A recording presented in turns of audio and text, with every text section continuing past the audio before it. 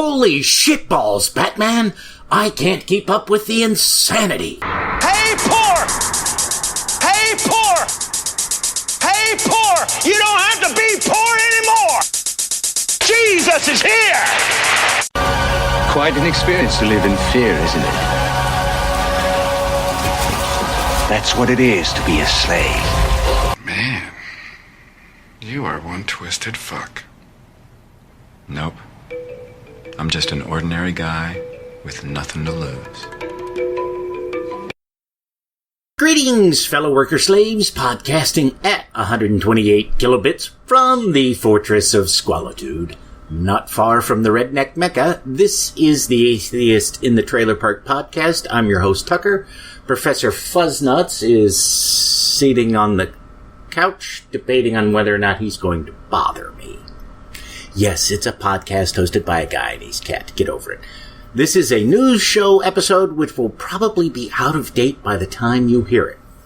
I'll start with the simple stuff first. That's the new intro for the show. I hope you like it. Patreon listeners will no doubt have picked up a difference in it from the version that they heard. This is because America's not here this week. She's off traveling to an event with the Satanic Temple. She'll be back on a future episode with a bit of a surprise announcement, I think. Now, normally I don't really start working on news episodes until a couple of days before America and I record them. I'll gather stories before that, but I won't begin putting together the script and figuring out which ones to include until about Thursday. However, with everything that's been going on since Trump fired FBI Director Comey, I not only began gathering stories early, but I also started the script. There's actually a lot of cool non-Trump related stories that I wanted to cover in this episode, but seeing as how fast shit is going with Trump since the firing, I'm going to save them for the next news episode. Here's a timeline for what's happened just since Comey was fired on May 9th. On the same day Trump fired Comey, a Virginia grand jury is reported to have issued subpoenas in a case related to Mike Flynn's dealings with Russia. That same night, Sean Spicy Spicer hides in the bushes outside the White House and says that the president fired Comey on the basis of a memo written by Deputy Attorney General Rod Rosenstein. The next day, Rod Rosenstein tells the Wall Street Journal, which is owned by Rupert fucking Murdoch, that if the White House continues to claim that he's responsible for the recommendation that Comey be fired, he'll quit. Meanwhile, there's massive speculation that Spicy is going to be replaced by Sarah Huckabee Sanders as press secretary. On May 11th, Trump tells Lester Holt that he'd made up his mind some time ago to fire Comey because he thought Comey was a showboater. That same day, the New York Times reported that at a dinner in February, Trump had asked Comey for a personal pledge of loyalty, which Comey refused to give. Additionally, the Senate Intelligence Committee sent Mike Flynn a subpoena for documents connected to their investigation into his ties with Russia. Time magazine drops a story which describes Trump getting 2 scoops of ice cream for dessert, while everyone else only got 1 scoop. And at roughly the same time, The Economist printed an interview with Trump where he claimed to have invented the phrase priming the pump, despite the fact that the phrase first appeared in print years before Trump was ever born. The FBI also raided a fundraising firm with connections to Trump. On May 12th, Trump tweets about possible tapes of his conversations with Comey. When asked, Spicer refuses to comment on the subject. Later that day, the White House releases a letter from Trump's lawyers, who were named Russian Law Firm of the Year in 2016, that says, with few exceptions, Trump has had no dealings with Russia. Trump also says that he's considering canceling the daily press briefings because he thinks they're not correctly getting his message out to the public. On the 13th, Comey said that he was willing to testify before Congress, but only in an open hearing. At a speech at Liberty University, Trump claimed Americans worshipped God, not the government. Things were relatively quiet on the 14th, except for the revelation that televangelist Paula White was selling Trump-blessed prayer flags for $100. Then, on the 15th, it was revealed that Trump leaked classified information to the Russians. Later, it was reported that White House communication staffers locked themselves in a conference room and began shouting at one another. Still later, Spicer and others in the press secretary's office denied Trump had done any such thing. On the 16th, despite denials by his staff, Trump came out and said that he did, in fact, tell the Russians classified information. This broke an agreement the U.S. had with Israel, the source of the information, about not releasing the information to a third nation. All that quickly gets overshadowed by reports that Trump asked Comey to drop his investigation of Flynn, at which point the shit really starts flying. Additionally, it's rumored that Trump had asked Comey to arrest reporters Trump didn't like. The Washington Times, the ultra-conservative newspaper run by the Moonies, published an editorial by the staff which calls Trump out on his shit. Do you know how big of a Republican fuck-up you have to be for the Washington Times to call you out? It's like Russia Today saying Putin's a bad guy. I'll pause now to let you catch your breath, as we're only 7 days from Comey being fired at this point. While you're catching your breath, I'll let you know that I'm going to be participating on a podcasters panel for Secular Saturday in Chattanooga, Tennessee, home of the Trickle in a Cave, on July 22nd at the Brainerd United Methodist Church. I'll have a link to it in the show notes for any of you who might be interested in going. I'm not sure who the full list of speakers is going to be. I know that Bobby C. and Miss Ashley from No Religion Required and Mandisa from Black Nonbelievers are also scheduled. It should be a hell of a lot of fun. Okay, you ready for more? Even if you're not, and you're probably not, you're getting it. On Wednesday, Vladimir Putin offered to release transcripts of the meeting Trump had with the Russian ambassador to prove that Trump didn't reveal any classified information. Yeah, like we trust that. Trump was off speaking at the graduation ceremony for the Coast Guard Academy, where he claimed that no politician had been treated worse than he has been. Wonder how the graduates felt about having the guy who wants to cut their budget so he can build his wall feel.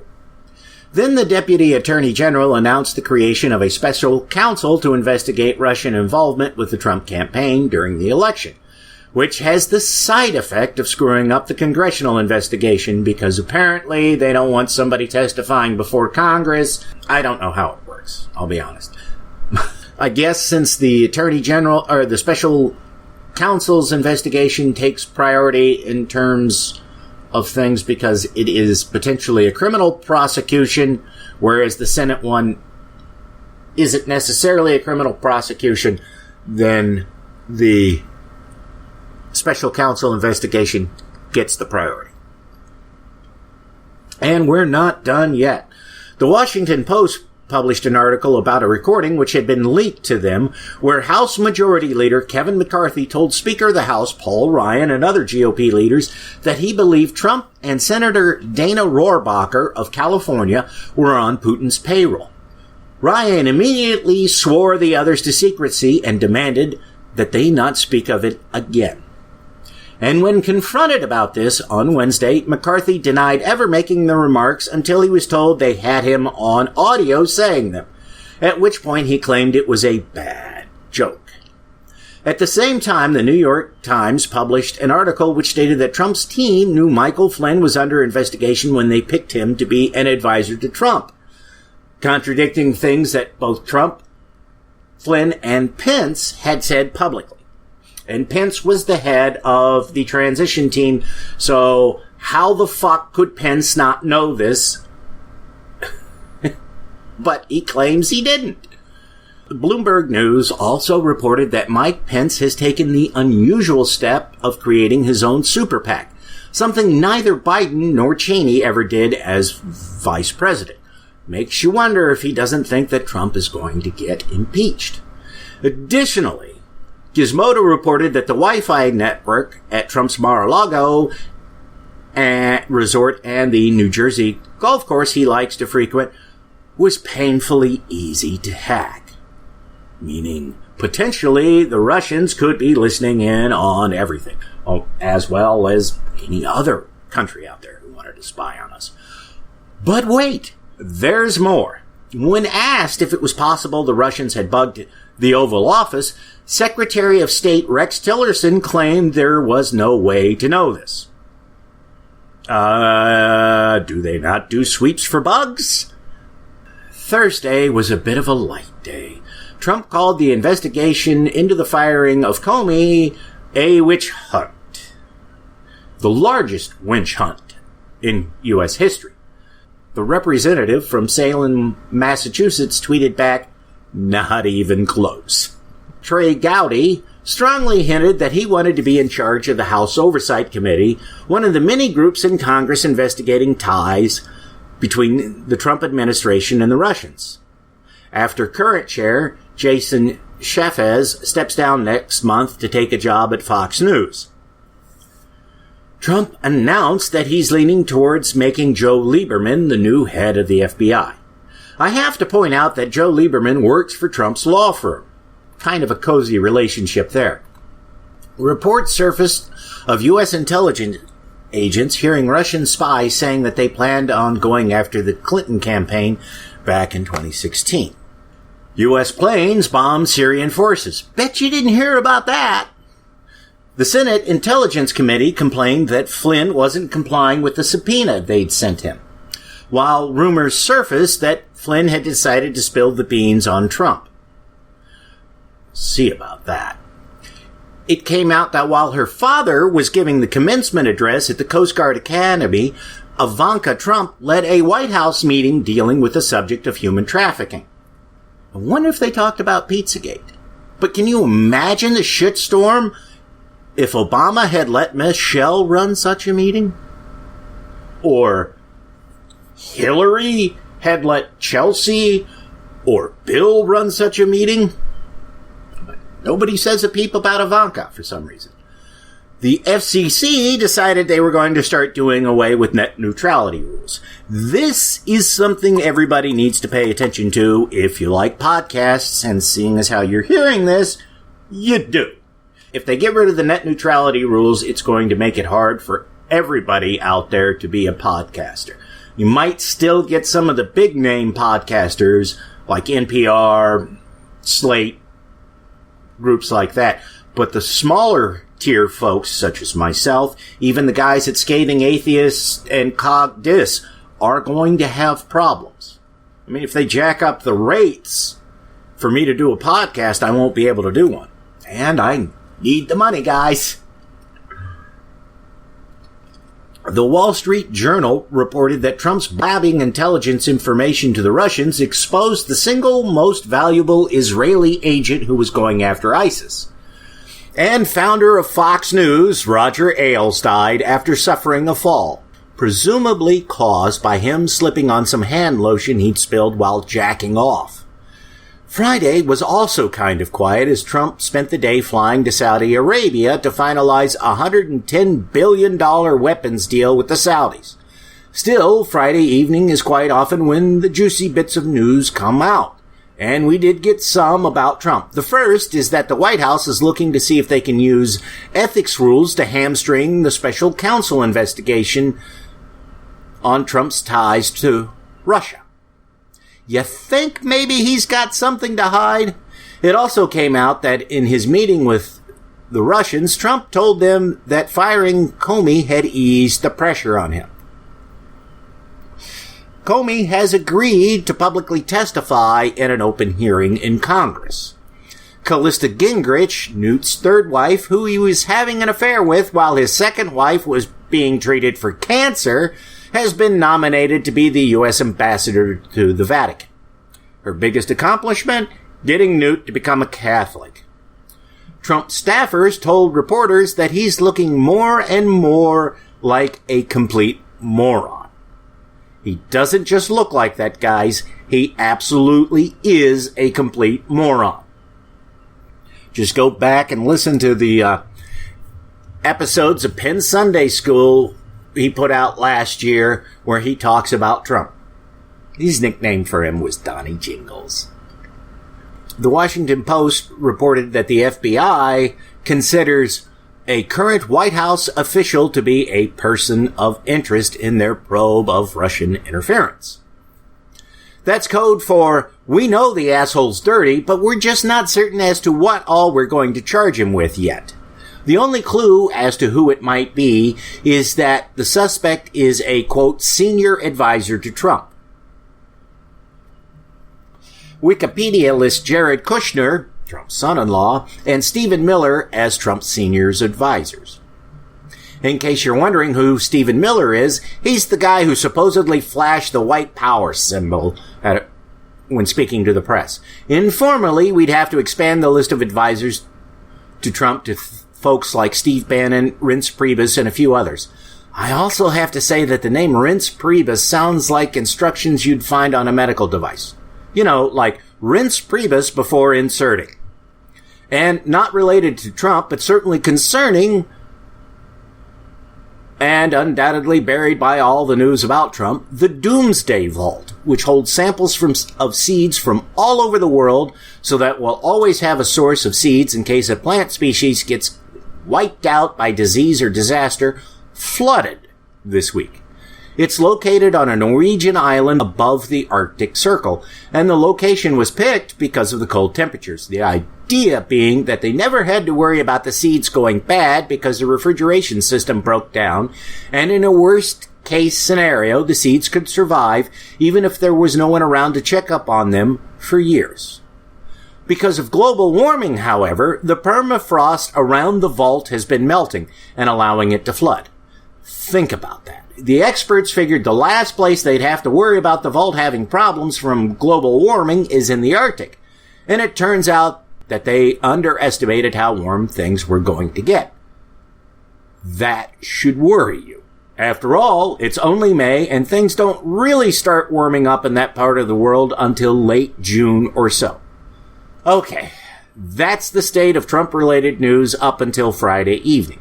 I'm only going to cover a couple of things which happened on Saturday, because if I tried mentioning everything, I'd never get finished. The first is that Reince Priebus has returned home early from Trump's overseas trip. Priebus was supposed to follow Trump the whole way, but for some reason is now back here. The second is that Trump advisor Roger Stone tweeted out a pic of Trump bowing to accept an award from the Saudi king with the caption, "Candidly, this makes me want to puke," and the hashtag Jared's idea.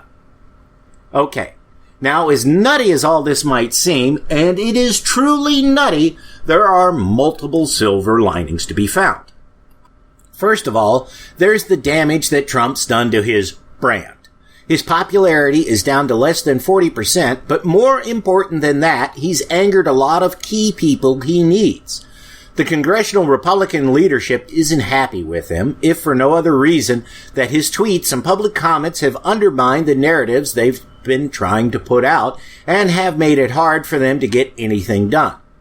He's also put their jobs at risk, and if the investigation takes a long time, which it very well might, it'll be fresh in voters' minds next year when the midterm elections happen. He's also pissed off the FBI and the various intelligence agencies. Comey was a popular FBI director, so firing him doesn't exactly endear Trump to the rank-and-file members. Handing over intelligence to the Russians cheesed off the folks at places like the NSA and the CIA, so they're probably going to be very uncooperative with him going forward. Additionally, we know what's going to happen if something goes wrong with a military operation that Trump approves. He's going to blame everyone but himself.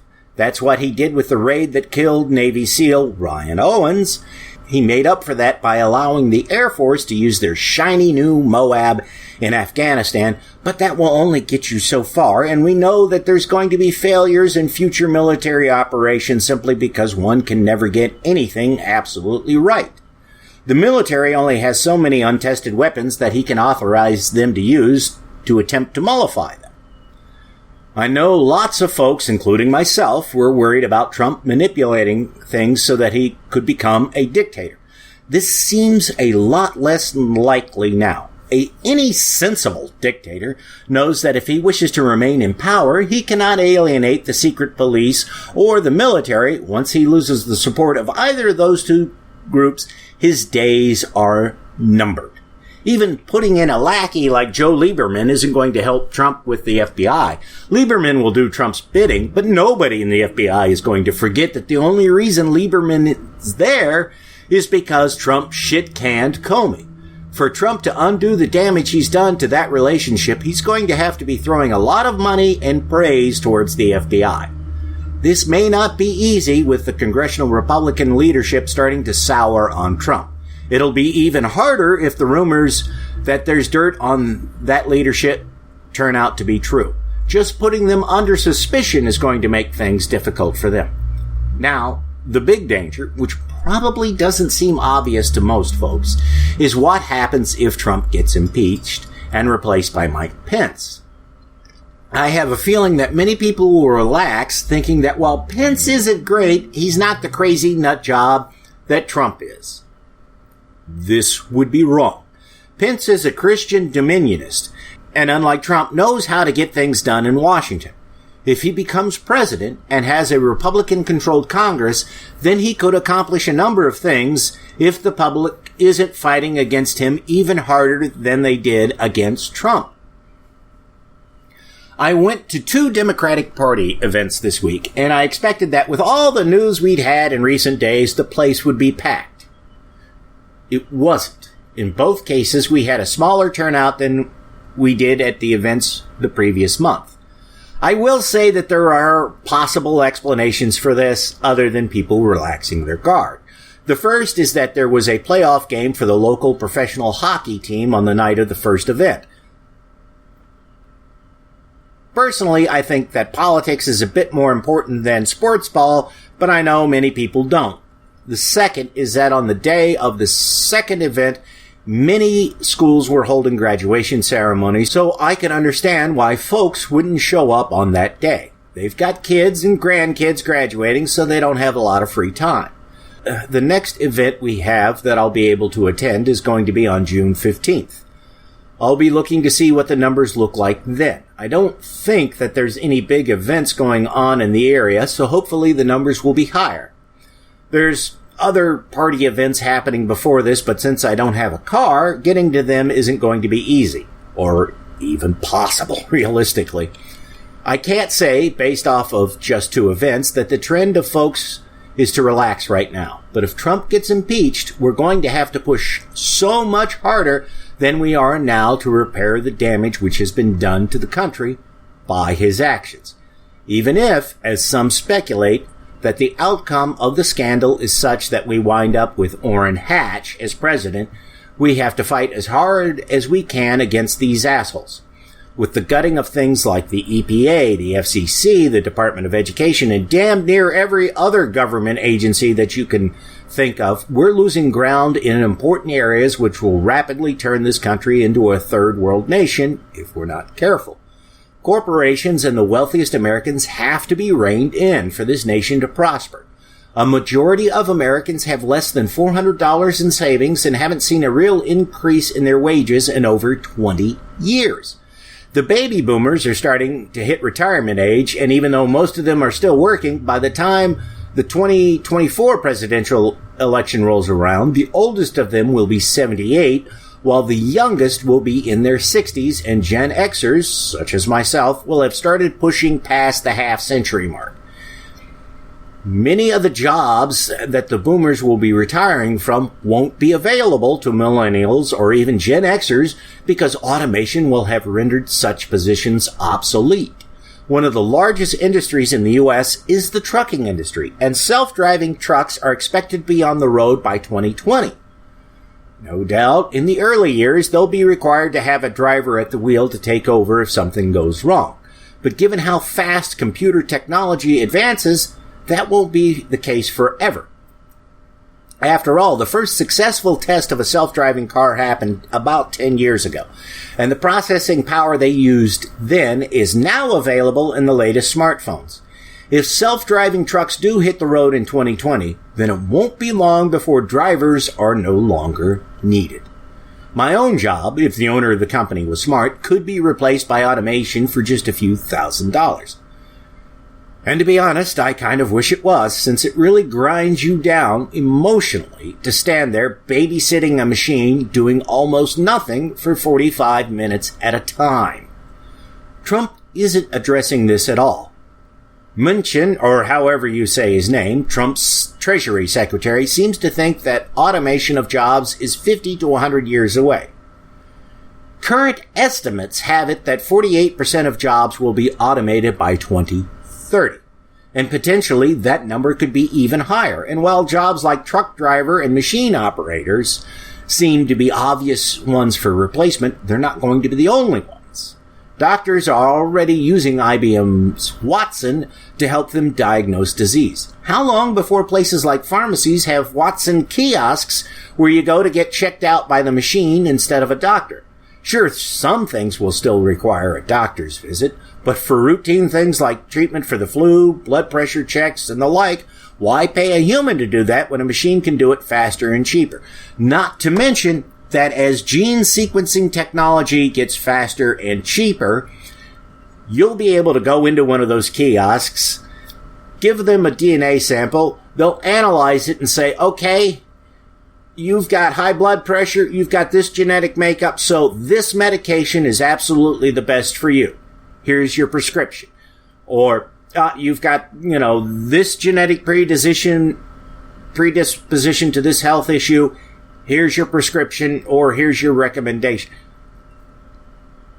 I mean, already the numbers for a DNA sequence is $1,000 a pop. That's it. When they did the whole sequencing of the human genome back at the end of the last century, it was a $3 billion operation. So the cost has fallen from literally billions of dollars to do genetic sequencing to 1,000. Okay, so it took 17 years for that to happen. What do you think it's going to be like 17 years from now if the price continues to fall at the same rate? Which it actually is. It is falling that fast. And if we don't have something like universal basic income, retraining programs, and other methods to handle the coming waves of people who have no jobs available to them, then the potential for civil unrest is immense. Clearly, Trump's people aren't thinking about such thing. There's also the environmental damage which is going to happen because of Trump's doing away with protections for things like food, air, and water. Not to mention the impact of all the uninsured people getting sick and showing up in hospitals with no way to pay for anything. Every second we delay in addressing these issues means that it's going to be that much harder to deal with them when the time comes to face the music. We cannot relax or give up no matter what happens. This is going to be a decades-long commitment for all of us. I just don't know if many people realize that yet. Even if we get the perfect Democratic presidential candidate in 2020 and they get a Congress which is controlled by the party, we can't tell ourselves that everything is going to be okay. We'll have to give them as much support as we can so that they can restore the necessary protections that Trump has wiped out. And equally as important, we need to rebuild the educational system in this country so that nothing like a Trump presidency can ever happen again. Only when we've had a couple of generations of highly educated people graduate from the school system can we think of relaxing. I hope this doesn't sound bleak, because it's not. As Buckminster Fuller once said, humans have a talent for survival. If we want, and if we're willing to work at it, we can get through this. It will, however, take a lot of blood, sweat, and tears to accomplishment. But the results will be worth it. Imagine a world where no child goes to bed hungry. Diseases are either eliminated or easily managed, where nobody has to spend their days in drudgery at a job they hate, earning less than they deserve. Where all people, regardless of race, gender, sexual orientation, or belief, are treated equally. Where we're governed by the rule of law based on reason and compassion, not the mad scribblings of some Bronze Age savage, and the wonder of discovery has replaced things like hate and ignorance. We can have all those things if we work for them. There is a large percentage of the population which has been mobilized with the election of Trump. We need to make sure that they stay mobilized once he's gone. We do that, and humanity will finally exit the Dark Ages. So if you're involved in opposition to Trump, keep doing it. If you're not involved, start. I don't care if you're a Republican, Democrat, Libertarian, Green, or whatever. Trump doesn't represent the values that a rational society should exhibit. And regardless of your party affiliation, you should want a president who stands for things like the rule of law and equality amongst all members of society. And I'll admit that it's unusual for someone to say that they want greater participation from people of all political stripes, but there's good reasons for that.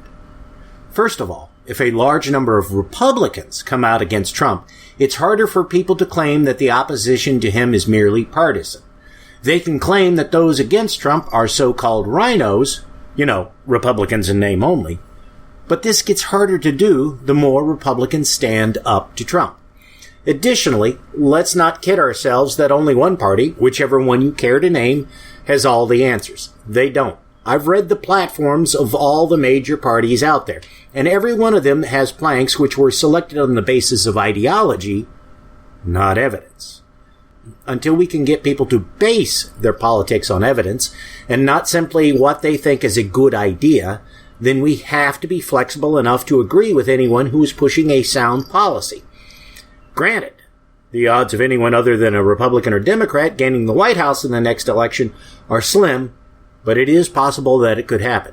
And if the two major parties see someone like the Greens or Libertarians gaining strength, they will have to adapt to this if they want to maintain some semblance of power.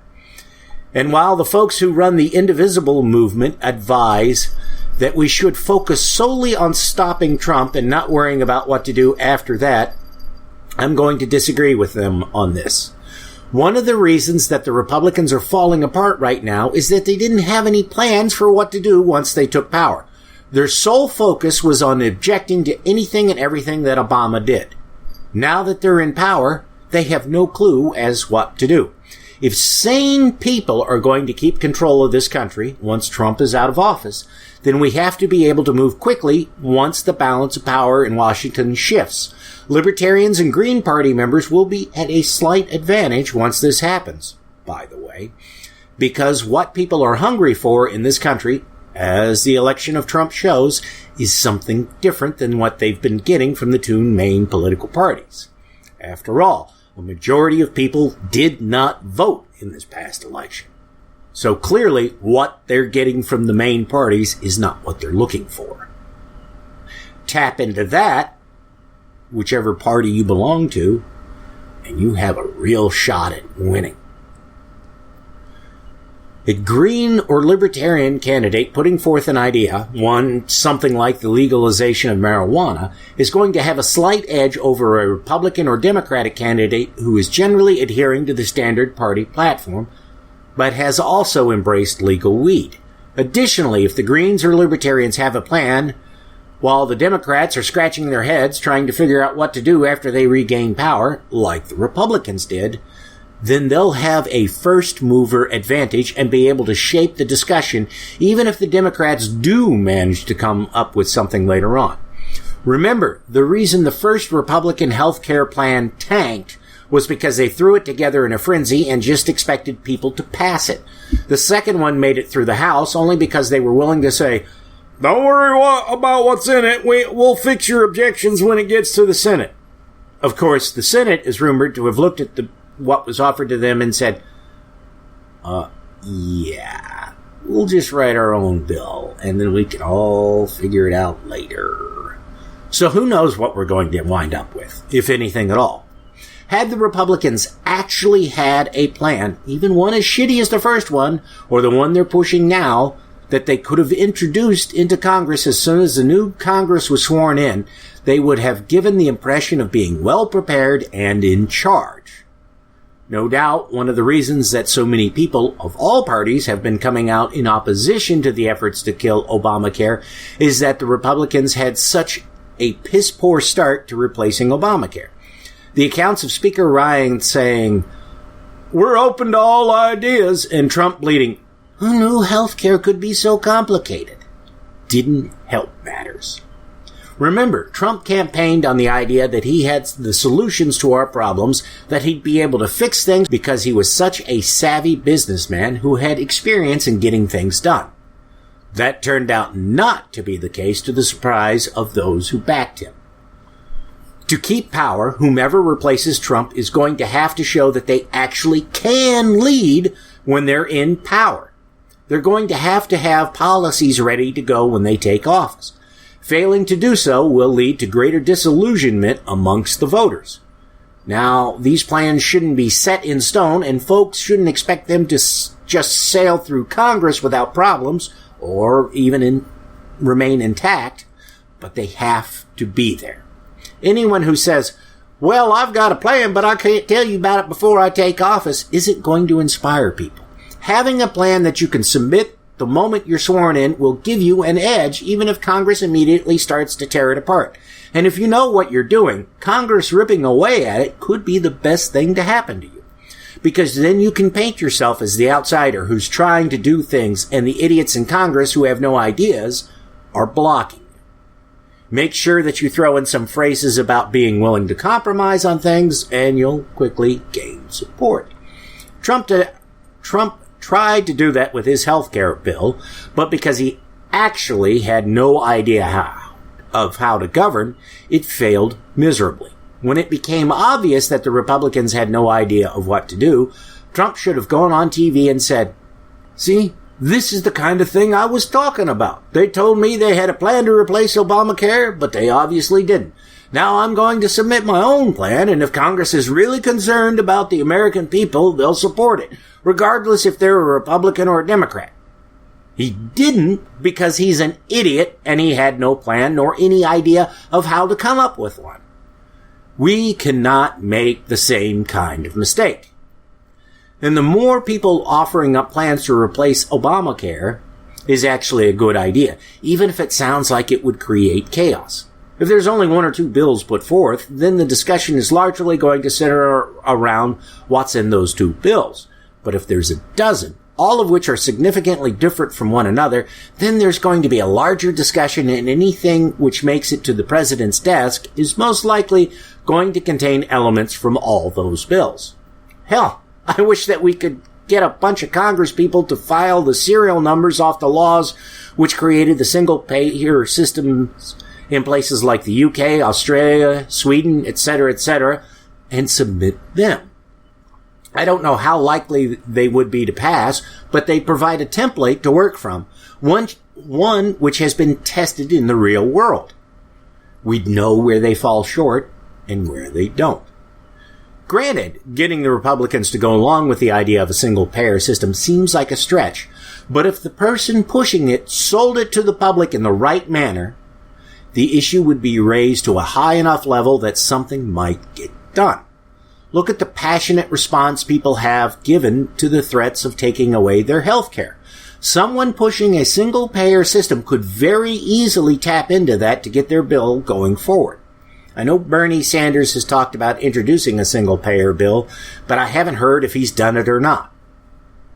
Eric Hoffer, in The True Believer, to go on and on and on again about that book, says that people are more willing to fight and die for what they don't have than they are to defend what they do have. We've seen what folks are willing to do for what they do have when it comes to healthcare. The promise of single payer offered by the right person should be enough to get them to do even more.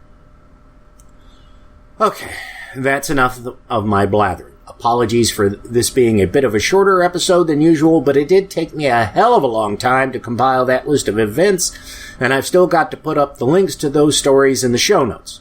Most of them will be there, but not all of them, but you will be able to find the stories I didn't link to easily enough, either by Googling or following the links I do post. Next week will be more from the Apocrypha, and my guest for that episode will be Bridget Fitch from Holy Crap, the Vlogcast. I don't know if we'll finish up the Wisdom of Jesus, Son of Sirach, as it's a fairly long book, but we'll keep going until our eyes bleed. The week after that, America should be back, and I'll expect her to give a report on her adventures with the Satanic Temple. Judging by her Facebook posts, she's been a bit of a naughty girl and should have some fun stories for us. That's it for this episode of The Atheist in the Trailer Park Podcast. You can subscribe to the show on iTunes, Stitcher, as well as just about anywhere else podcasts can be found. Many of the episodes are also on YouTube. Follow the show on Twitter. @TParkAtheist is the show's Twitter handle. It's on Facebook at facebook.com/trailerparkatheist.com. If you happen to like the podcast, please rate it on iTunes. If you'd like to support the podcast, there's a donate button on the show notes page. You can support it via Patreon at patreon.com/TNTucker. Thanks for listening. Say goodnight, Fuzz-Nuts. All I know is this violates every canon of respectable broadcasting. Damned cat.